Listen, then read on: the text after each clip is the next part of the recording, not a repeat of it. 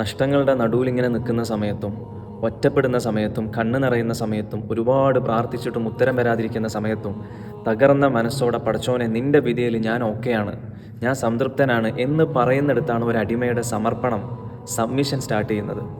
അതാണ് ഇബ്രാഹിം നബി അലൈഹി സ്വലാത്തു വസ്സലാം നമുക്ക് പഠിപ്പിച്ചു തന്ന ഇസ്ലാം.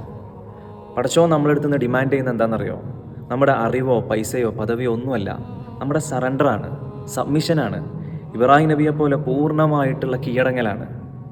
പരാതികളില്ലാതെ നമ്മളെ തന്നെ അള്ളാഹുലേക്ക് നമ്മൾ സമർപ്പിക്കലാണ്. വൃദ്ധനായിരുന്ന സമയത്ത് ഒരുപാട് ദുആ ചെയ്ത് കിട്ടിയ മകൻ ഇസ്മായിൽ നബിയെ ബലിയർക്കാൻ പടച്ചോൻ പറഞ്ഞപ്പോൾ എങ്ങനെയെന്നോ എന്തിനെന്നോ എന്നുള്ള ചോദ്യങ്ങളില്ല. അവിടെ കത്തിയെടുത്ത് മകൻ്റെ കഴുത്തിൽ വെക്കുകയാണ്. പടച്ചോൻ പറഞ്ഞതിന് മുന്നിൽ തൻ്റെ യുക്തിക്കൊരു ലേശം പോലും വില കൊടുക്കാതെ, പ്രസക്തി കൊടുക്കാതെ ഇബ്രാഹിം നബി സറണ്ടർ ആവുകയാണ്, സബ്മിഷൻ ചെയ്യാണ്. ഇന്നത്തെ ബുദ്ധിജീവികളെന്ന് അവകാശപ്പെടുന്നവരെങ്ങാനും ആ സമയത്ത് അവിടെ ഉണ്ടായിരുന്നെങ്കിൽ ഇബ്രാഹിം നബി അവർ ഭ്രാന്തനെന്ന് വിളിക്കുമായിരുന്നു. സ്വന്തം മകൻ എന്ന ഇഷ്ടത്തെക്കാൾ റബ്ബിൻ്റെ തീരുമാനമാണ് വലുത് എന്ന് അദ്ദേഹം തെളിയിച്ച ആ മൊമെൻറ്റിലാണ് അത്ഭുതം സംഭവിക്കുന്നത്.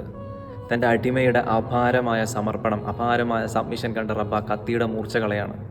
പകരം സ്വർഗത്തിൽ നിന്നൊരു ആട്ടിൻകുട്ടിയെ ബലിയർക്കാൻ നൽകുകയാണ്. ഇനിയിപ്പോൾ ഇതൊക്കെ കേൾക്കുമ്പം സ്വയം ബുദ്ധിജീവികളെന്ന് വിശ്വസിക്കുന്നവർ മായാവി കഥയെന്നോ ബാലരമ കഥയെന്നൊക്കെ പറഞ്ഞ് പരിഹസിച്ച് തള്ളിക്കളഞ്ഞേക്കും.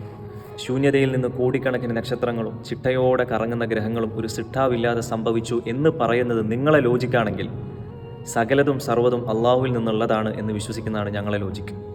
നിങ്ങളെ യുക്തി അവസാനിക്കുന്നിടത്താണ് ഒരു മുഅ്മിനിൻ്റെ വിശ്വാസം തുടങ്ങുന്നത്. ശരിയായ വിശ്വാസികൾ ഒരിക്കലും തൻ്റെ റബ്ബിനോട് പരാതിപ്പെടുന്നവരായിരിക്കില്ല.